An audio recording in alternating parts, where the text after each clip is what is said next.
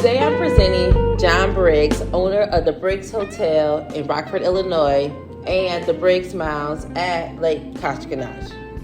I am Dr. Brandi Brown, and my videographer is A Solo Vision. How I came to know about John Briggs and the Briggs Hotel in Rockford and the Briggs Mounds at Lake Koshkonach has to do with the people who I interviewed during this research when I first learned about it. So I do want to give honor to George Arnold, who was my cousin who recently passed away. George Arnold lived next door to the hotel in Rockford, Illinois. I also want to give recognition in memory of Miss Liz Sherrod Green of Rockford, Illinois, who also passed away last year. Liz Green grew up at the Briggs Hotel.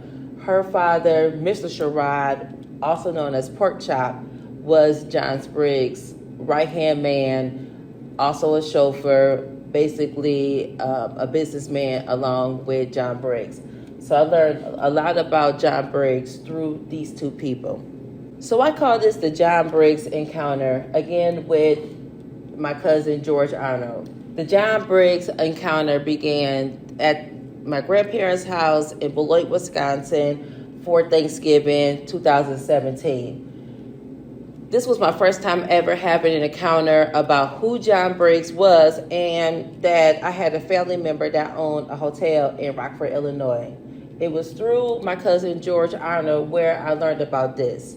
So since 2017, I have been researching articles as well as talking to individuals who lived during that time when the John Briggs, the Briggs Hotel was open, or whoever had an encounter with John Briggs. So John Briggs was a pioneer who settled in Rockford, Illinois, and established the Briggs Hotel and the Briggs Mounds at Lake Koshkonach in Wisconsin. One thing about in this research of John Briggs that I learned is that John Briggs was a pioneer. He was Rockford's first black hotel owner in a time of segregation from 1938 through 1959. He left a legacy on Rockford's southwest side and a legacy of black business. While beginning this research, I looked up who John Briggs was and learned a lot about John Briggs through his obituary. And in his obituary, it reads that Mr. Briggs owned the Briggs Hotel here in Rockford for 21 years, also owned a resort at Lake Koshkonach, Wisconsin for 15 years. He was born in Augusta, Georgia, April 18, 1894. He was the son of Reverend and Mrs. George Briggs. He lived in Rockford for 29 years. He was a veteran of the World War and served in France. And he was also a member of the Prince Hall Masonic Lodge and Shrine Temple 44.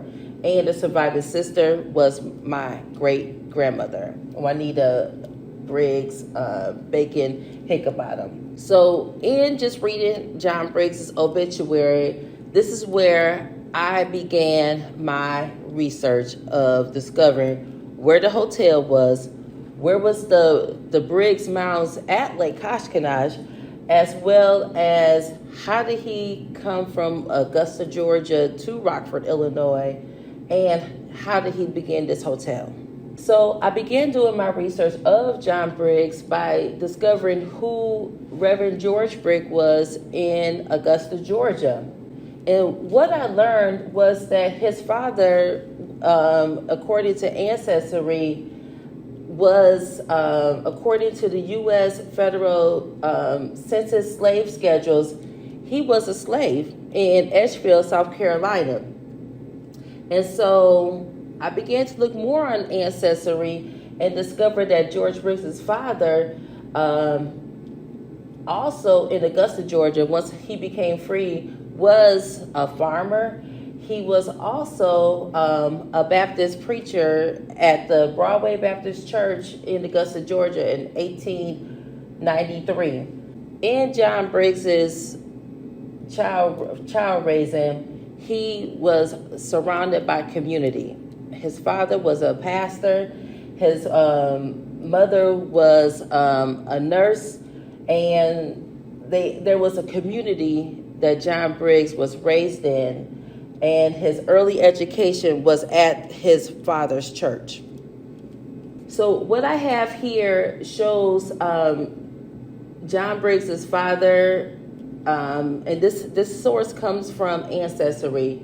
John Briggs's father, George Briggs, was his residence in 1860 was in Edgefield, South Carolina, and this shows the number of enslaved people that he was also with, and it shows that he was enslaved with 41 other slaves. And so at the age of 17, his occupation was a farm laborer. And then at the age of 26 is when he had started having children, where he met his wife, Ella Briggs, and they began to have children. And at this time, they were still living in South Carolina, and his occupation was a farmer. And so George Briggs's mother, her occupation, as you can see, was a nurse. And so they began, so my great-great-grandfather, George Briggs, and his wife, my great-great-grandmother, Ella Briggs, they started their family as well as their ministry at the Broadway Baptist Church in Augusta, Georgia. So later on, at the age of 45, again, this also just shows John Briggs' background, where his father was a known pastor in Augusta, Georgia, and according to Ancestry, that he was pretty prominent. According to Ancestry, he was a clergyman. Again, most of my history in the more research I did about John Briggs, I learned more about myself. And completing this research of John Briggs had led me to history I didn't know about. Even a lot of my family didn't know about this history at all. So again, the Broadway Baptist Church, in here I'm describing John Briggs's upbringing with his dad being a pastor. And so the Broadway Baptist Church, they send me their church history. And in their church history, they do mention my great-grandfather, Reverend George Briggs, who was the first pastor of the Broadway Baptist Church in Augusta, Georgia. John Briggs's mother, this background, she was also a slave, because according to Ancestry, she was referred to as inferred children, and that means that more of her slave master is basically labeled as her father. And so again, the more I discovered John Briggs, it led me more of my own identity of who I am. This timeline is 1894 through 1914 in this decade. So John Briggs's father, the Reverend George Briggs, made history becoming the first pastor and the principal of the Broadway Baptist Church and School. So John Briggs' early life started at the Broadway Baptist Church School. His education was there. And again, John Briggs's father, the Reverend George Briggs, according to the Ancestry, again, if I summarize it all up, he was a farm worker. He did gardening and cooking. So this is John Briggs' early life. So at the age of 20 years old, John Briggs enlisted into the U.S. Army. According to Ancestry, John was deployed to Germany during the World War. Here I have a screenshot of Ancestry. And in this Ancestry, it shows that my grandfather, George Briggs, being 45, his wife, my grandmother, great-great-grandmother, being 39 years old, and then John's brother, George Briggs, James Briggs, and then sister Lula Briggs, and then it was John Briggs. And so, again, this research was able to help me to identify more of my family life and identity and roots in Augusta, Georgia, as well as it just leading again, and this is coming from Ella Briggs' ancestry, because her occupation was a nurse. And so, again, more than anything on here, I just want to show that during this time, even though it was segregation in Augusta, Georgia, they were a community and they were thriving. In the next decade, from 1914 to 1920, in that research, not much is known if John went back to Augusta, Georgia after serving in the Army. But I do know, according to Ancestry, that he spent time in New York with his older brothers, King David and Albert Briggs. And he also lived in Memphis, Tennessee. So again, my journey of who John Briggs has been an awesome journey into diving into Ancestry, as well as following Ancestry to discover more of who I am, who my great-great-great-grandparents were, and who their parents were. In 1918, John was 24 when the war ended. So according to somebody that I interviewed, his name was Mr. James Edward Floyd, my uncle lived with his parents in Memphis, Tennessee. Now, I do want to recognize James Edward Floyd because he just recently passed away. And so, but in this interview that I did with Mr. Floyd, he let me know that my uncle stayed with his family in Memphis, Tennessee. So while living in Memphis, John met Kenny Ware. He was a professional barber. And I'll talk later about Kenny Ware because he was one of the black businesses that was next to the Briggs Hotel on the street of the corner of Cedar and Court Street. So John lived in Memphis with Charles and Lucille Floyd from 1918 to 1925, and he saved his money. So according to James Floyd, my uncle knew how to save his money, and he worked. So John lived in Memphis, Tennessee with Charles and Lucille Floyd. And when Charles and Lucille Floyd family migrated to Rockford, that is how my Uncle John moved to Rockford with this family. And so I do want to give background that during this time when he was living in Memphis, Tennessee, that my uncle was living in the Orange Mounds in Memphis, Tennessee. And the Orange Mounds was a segregated area where the blacks lived in Memphis, Tennessee. And also during this time, this is history, the Peabody Hotel opened during this time in Memphis, Tennessee. So I was trying to make a connection. Did this excite my uncle or not? I don't know. But that was interesting history learning about Memphis, Tennessee. I do want to present that during 1918 through 1925 in Memphis, Tennessee, there were many blacks that migrated to the north, and a lot of it had to do with the Depression during the time. In 1918, John was 24 when the war ended, and according to James Floyd, my Uncle John, he lived with his parents in Memphis, Tennessee, and in Rockford, Illinois. I do want to introduce the barber, Kenny Ware. So they all lived in Memphis with Charles and Lucille Floyd during this time from 1918 to 1925, and they saved their money.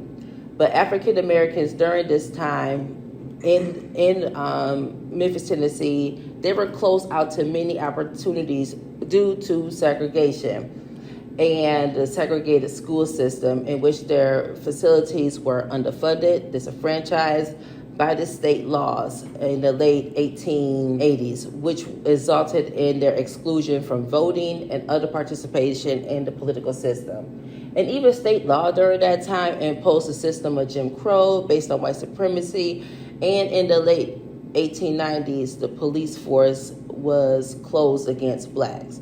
So just again, in my researching of of Memphis, Tennessee, the Peabody opened in 1923 in Memphis. That's when I did a little bit more research of the Orange Mounds, and this part is important because of my uncle naming his resort in Lake Koshkonaj the Briggs Mounds. So I think there's some connection with that.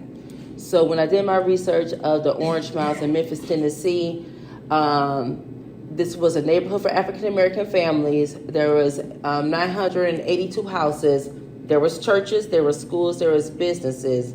There were politicians and politics, and many blacks worked as laborers and professionals such as doctors, teachers, and attorneys. And all of this was all because of segregation. So Memphis is also I wanted to bring that up as well, because we know Dr. King was also assassinated in Memphis, Tennessee.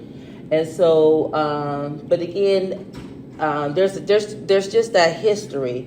But in this time when John Briggs lived there, the African American community did thrive in the segregation. So again, this is the Memphis, Tennessee history, and again, this is what it looked like for many blacks during this time. Was a picture what did 1920, 23 look like for blacks in Memphis. And so, but this is a picture of a Piggly Wiggly opening, and then here is a screenshot from the groundbreaking of the Peabody Hotel opening in 1923, and it just shows the first and the second floor, the balconies, and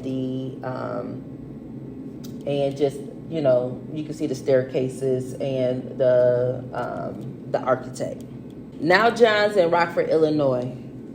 He's in Rockford, Illinois with the Floyd family, and so one of the reasons too why the Floyd family moved to Rockford was to work at the Fairbanks factory in Beloit, Wisconsin, and in this job they worked as blacksmiths in Beloit.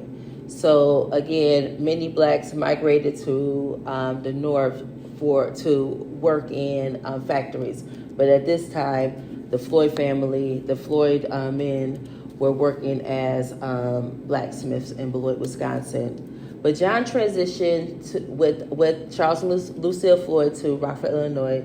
The Floyd family lived on the corner of Green Street and Rockland Avenue. The community of Rockford was segregated, which allowed John to meet and socialize with other blacks. But shortly after meeting new people, John transitioned to Waukegan, Illinois at the age of 36. Not much is known where John Briggs worked in Rockford. I couldn't find that information. So in 1930, John Briggs was living at this place called the Sherman House in Waukegan, Illinois. John, at the age of 36 years old, was listed as single. Again, living in Waukegan, Illinois. He was listed as a renter, and his occupation, according to Ancestry, was a proprietor, restaurant, and owner. So at this time, he was owning a restaurant. So I'm still looking for exactly what restaurant it was that he was owning. And so, again, according to this Ancestry, it does show him employed and, again, working on his own account. So, again, I learned more about John Briggs looking at the Ancestry, because really nobody in my family knew this information. And so, and again, we're still looking for the restaurant name that he owned during this time. So in 1930, more about this Sherman House that he was living at. So at 36 years old, John Briggs is registered living in Lake Waukegan, Illinois. Research led to the Sherman House as a segregated neighborhood, and according to Ancestry, he is listed as this proprietor and at restaurant and business. So when I did my research of what the Sherman House looked like, here's a picture of it. So this was important information for me because it helps me to make the connection that he's a businessman, as well as working. He's using his background from Augusta, Georgia, that he's seen his father, Reverend George Briggs, do, and John is becoming that. It's what I'm gathering so far in my research. John makes his way to Rockford in 1938 as he established the Briggs Hotel on the corner of Court and Cedar Street. The Briggs Hotel was a residential place for many blacks that lived in Rockford, Illinois. The location of the Briggs Hotel was clustered with other black businesses. The Briggs Hotel was a social and entertainment gathering place for many blacks throughout the day. So the Briggs Hotel was a meeting place for blacks that wanted to start their own groups as well as businesses. And one of them is the Jefferson Horton Post. And even right now, in the year 2023, this organization still exists in Rockford's South Side. And so, in this group began their meetings and organizations of it in the Briggs Hotel. And I do have a few of those pictures over there of the newspaper articles when the Jefferson Post was started. Another organization that started at the Briggs Hotel was the Tuxedo Club. The Tuxedo Club members were early supporters at the Briggs Hotel. So I got the Tuxedo Club over there too. Saturday nights, my uncle made it his Hispanic nights.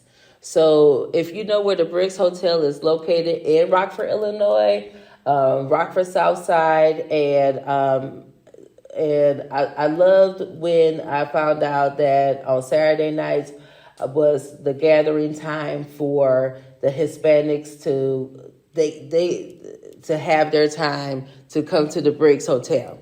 So again, overall, when the hotel was established, it was a place for other black businesses, black socialization, black gatherings, as well as Saturday nights for the Hispanics, but also many other organizations met and started at the Briggs Hotel. Here's the description of the Briggs Hotel. There were 3 floor levels for entertainment and guests. There were also guest rooms. There was a beautiful banquet hall. That was described to me by Liz Shara, who lived there.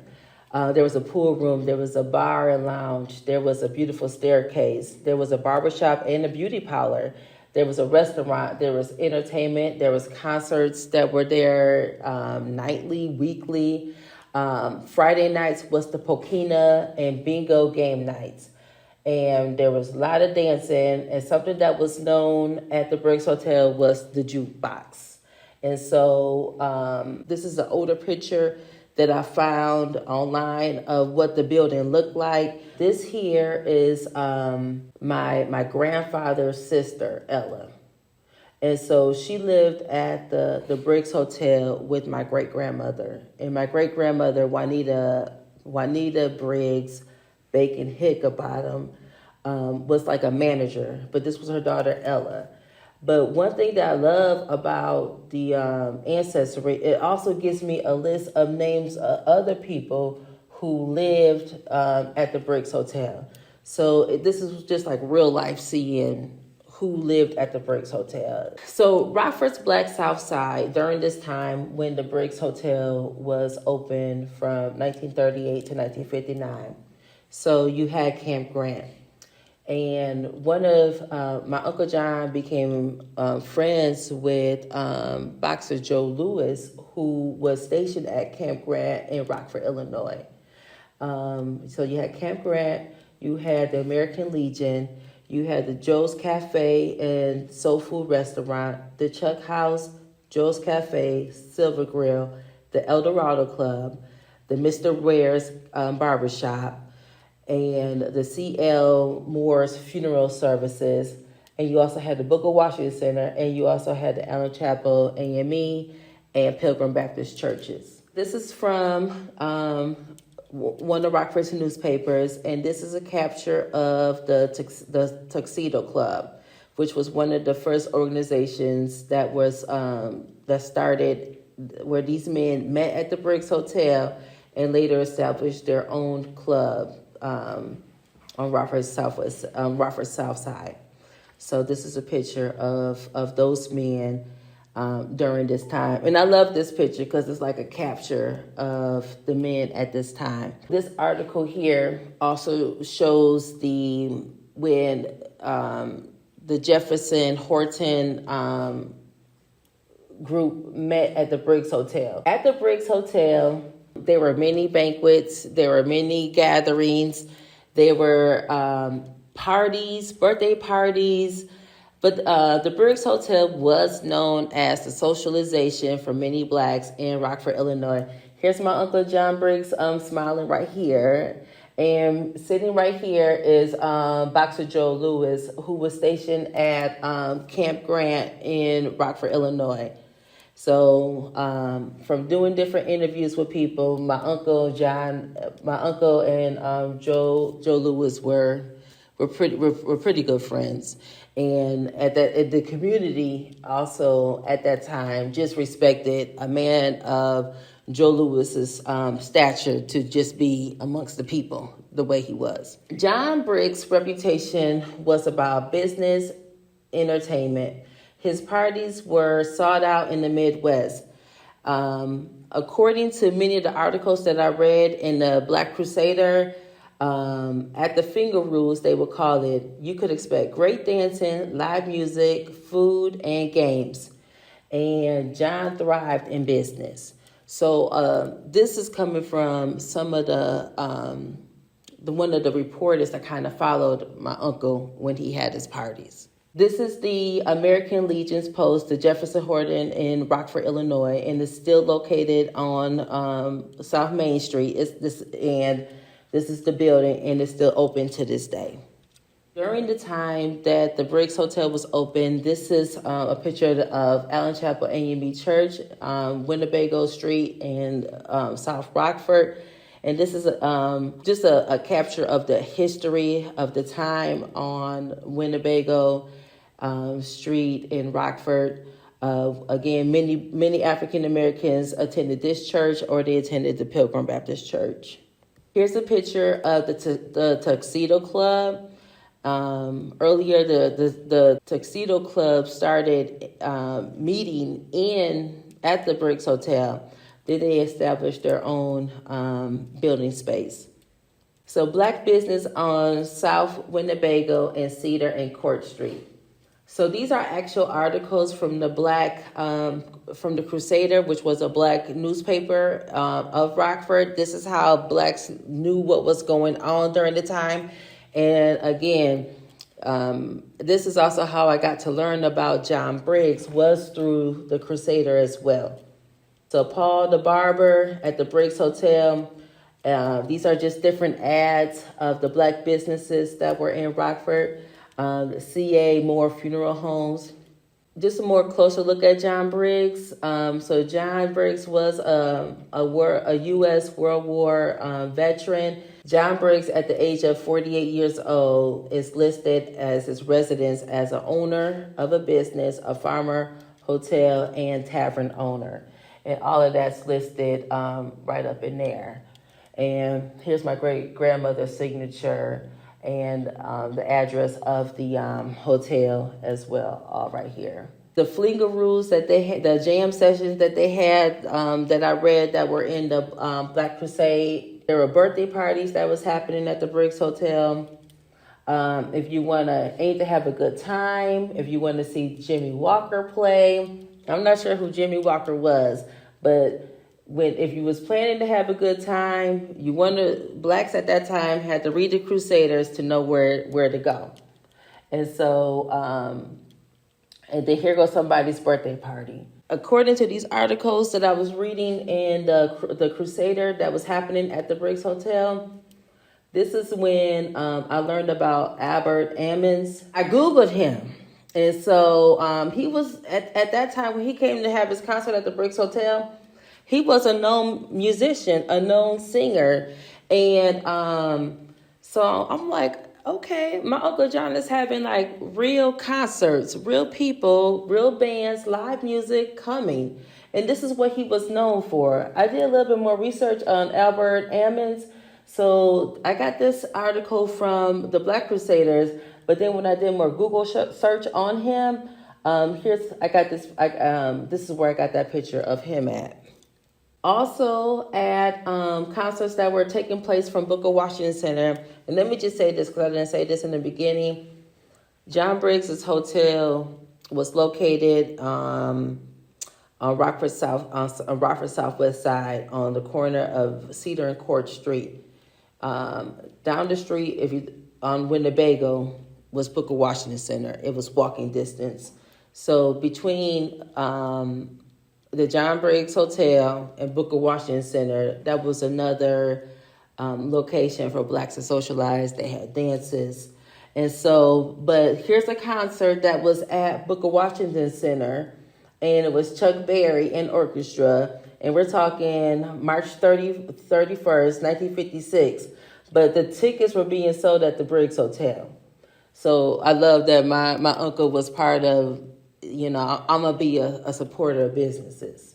So, but again, these were all the listed places where black businesses, Joe's Cafe, Main Record Shop, Jefferson Horton Post, the Zenith Store, Phillips Laundromat, the Briggs Hotel, and a shop in Freeport. Little Richard even came to Booker Washington Center, and my Uncle John, he helped to sell those tickets. But to see this history that he came to Rockford, and my uncle was part of just supporting Booker Washington's event, I just love seeing that. Also at Booker Washington Center, Ray Charles came to Rockford.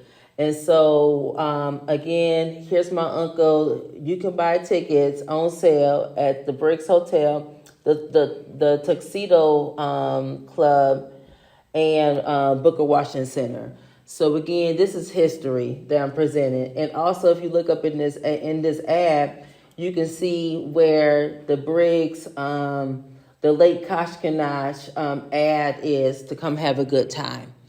Chuck Willis also came to Rockford, and he performed at the Booker Washington Center.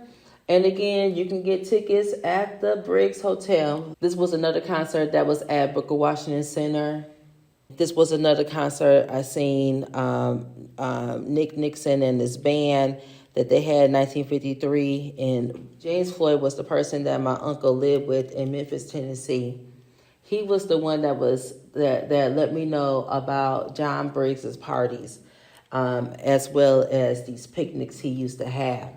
And so again, this is just another example of if you want to have a good time or you want to have your birthday party somewhere, Briggs Hotels. Different people who lived at the Briggs Hotel was also in this newspaper, also presented if somebody was in the hospital.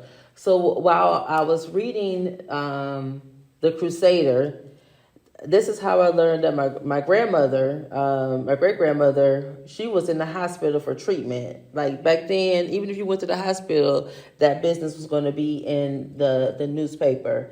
So this shows Juanita Hickenbottom, Briggs Hotel, is under treatment at St. Anthony's Hospital in Rockford for a fracture of the leg. And I remember asking my aunt about it because my aunt would have been a little girl at that time. My aunt was like, I didn't know nothing about that. So this is Mr. Sherrod, who was my grandfather's, who was John Briggs's right-hand man, his chauffeur. He was even in the hospital at one time. So the Crusader newspaper, again, it shared information of entertainment, where to socialize at, but also was the information of who was in the hospital. John the Briggs Hotel was also mentioned in the Green Book at the time. So people knew how to get to the Briggs Hotel because it was listed in the Green Book of Travel for African American Families And the Green Book had a lot to do with, because of segregation, where to get gas from. If you're going to this area, where do you stay at? Or where can you eat at? And that was just that communication back then because of Jim Crow laws. So there were a lot of people who came to the Briggs Hotel. Sometimes there were thieves and at the Briggs Hotel. And here, while reading the newspaper, that somebody had broke into one of the machines in there. I'm gonna talk about Lake Koshkonach, which my uncle started back in 1942. And so here's the ad from the Crusader paper that Black people use to, again, for socialization, information, entertainment, knowing, just keeping in the know. And the Briggs Hotel, and here my uncle is using his name. So Lake Koshkonach, most favorite resort, Tri-County style, barbecue beef, ribs and chicken, homemade pies, cabins, boat, good fishing. The Lake Koshkonach is about 30 minutes away, and from Rockford is actually going towards, it's in Wisconsin, but it's going towards Janesville. So, but this is another location. And so this is a picture of John Briggs at the Mounds. My uncle had a farm. And so I don't have a lot of information about the location of the farm, but he had his own pigs, own chicken, and he used that for his restaurant at the hotel. In 1949, at the age of 51, John opened a resort at Lake Koshkonach with cabin features of cabins, outhouses, rented boats, renting fishing equipment, games, cards, cooking, and grilling. One interviewer that shared with me that there were cabins to rent. There was an enclosed outside dancing area, bands playing, and a small store for people to buy stuff. Also, a lot of the people from Chicago came, and this is coming from an interviewer. And so one interviewer remembered it was outside of the Milton Junction area of Highway 59 in Wisconsin. The Lake Koshkonach Resort was from the Crusader, and this writer, her name was Lucille Troy Howard, and she describes Lake Koshkonach, beautiful water, and to greet John, who, by the way, is good looking, pretty chipper since he's been getting all that lake air at the end rest. So again, through this reporter is what I'm learning about my uncle and description of the Lake Koshkonach. The Briggs Farm and Community Picnics was located on Montague Road and the Lithuanian Village in Rockford. I'm still researching exactly where the location was, but this is where I learned from that John Briggs had a farm. It was cows, chicken, hogs, parties, and live band, music, and a stage. What I've gathered too from a lot of people I interviewed, between the Briggs Hotel, Lake Koshkonach, and the Briggs Farm and the Lithuanian Village, my uncle had different locations where it was, again, you got the entertainment, socialization, and having a good time and having good food. I love that my uncle had connection with Rockford and Waukegan, 2 big days, 4th of July celebrations at the beautiful Briggs Picnics Ground. So this is also located on Montague Road in Rockford. That description I just talked about. Again, this Anita Tucker, who was the Queen of Blues, and that was the entertainment for that 4th of July weekend. Again, entertainment or picnic that my uncle was doing, just keeping the entertainment, making it fun. There was dancing, games, prizes, refreshments galore. All of this when as I continue to research, I'm like, this was all going on in 1952. So there was a lot of good things going on that John Briggs was doing. I did Google who Anita Tucker was, and this Jump Jackson I just did my research, and all of this was going on at the Briggs Picnic Ground, which was on Montague Road. But on Montague Road is where I'm also hearing this is where the farm was. This is Miss Lucille. She's the writer of The Crusader. If it really wasn't for this writer to follow my uncle, share his events, give descriptions of his parties, the picnic ground, the farm ground, going to Lake Koshkonesh and giving that description, talking about the hotel, the banquets, I wouldn't know much about my uncle either. So this writer, as well as Ancestry, really helped me to gather a whole summary of who my uncle is. Again, the writer talks about he's getting better looking, or she's saying she's at the picnic ground. Next, my uncle was affiliated with Booker Washington Center. He was just an annual supporter at Booker Washington Center in Rockford, Illinois, and so he was just one of the top members, one of the top contributors, and I'm not surprised by that at all. As I got to learn more and more about him. And I think a lot of this, John Briggs's community gathering connects him more with his father, who was the pastor at the Broadway Baptist Church in Augusta, Georgia. I just think him growing up community helped to establish community in Rockford. On to the fourth place. I'm still trying to research where this Club Morocco was in Rockford. John Briggs opened up another club in Rockford. It was called the Club Morocco. So still looking for this location. So the research for this still isn't over. When looking at the Green Book, John Briggs's hotel was listed in the Green Book in 1940, 1943, 1957, and 1966. Even after he passed away, it was still listed in there. So the Green Book was for African Americans, especially during 1936 through 1959 of my uncle's time when he had the business.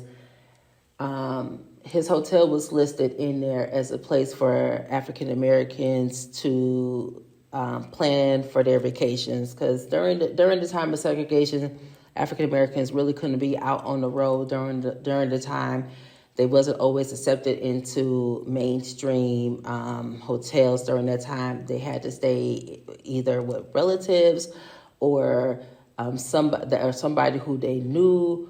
But many African Americans relied on the Green Book in their travel for their own safety. John Briggs's death is listed in the Jet magazine May 4th, 1959. In beginning this research, a friend that I graduated with, Nathan Jelani Taylor, he's a national artist. He's the one who brought John Briggs to life for me from a picture that I sent him. So this is Nathan Jelani Taylor's picture drawing of John Briggs. I always tell people, if they really want to know what the Briggs Hotel was probably like, they should probably see the movie The Lackawanna Blues. People who are not family living together in one place, but they're family still. So that's kind of my connection and saying when I talk about the Briggs Hotel to others. The journey of John Briggs has been a new purpose in my life when discovering who John Briggs was in 2017. And so in my first filming, I did organize and talked with Rockford's Black First, and that are in leadership positions and as well as business owners. And the goal of the documentary was to capture oral history and the legacy of John Briggs from Rockford's Black businesses and Rockford's first Blacks in leadership position. And so the purpose of that first documentary was to share and explore the heritage of John Briggs with the Rockford community by inviting those interested to contribute their personal acknowledgments, memories, or photos. Many of the interviewers grew up in Rockford during the 1930s and 1940s, 1950s, and 1960s. My research of John Briggs is also is connecting me with other people. This is my cousin Charlene. She had a show in Rockford, and I presented this history on her show. And this is when I was first coming out to present this information of John Briggs and the Briggs Hotel and the Briggs Mounds at Lake Koshkonesh. In 2019, John Briggs' legacy was displayed at Rockford's Midway Village Museum. Laura Foreman, the curator and educator, me and her connected, and she made the first display. The next journey of how I made John Briggs connections with other people happened at Beloit College when they were doing their harvest history of the Black migration. And this is where I met these wonderful people. In 2019, at the Efter Museum in Rockford, Illinois, there was a display that Mr. Ruffin did of John Briggs, as well as for Black History Month, as well as I donated the book. Again, 2020, John Briggs was displayed at the Rockford Branch Library in Rockford, Illinois, for Black History Month. So here's another picture, to a more clearer picture of the hotel that they had, and different information of the Briggs Hotel. So this is me with the book being displayed at the Rockford Heritage Museum. And it's just been a journey. It's really just been a journey. And this is me presenting this. I didn't do this long version, but this is me presenting right before COVID really took over. And this is me presenting in Rockford Black History Month 2020. The researching of John Briggs has been a blessing in my life. The research is not over.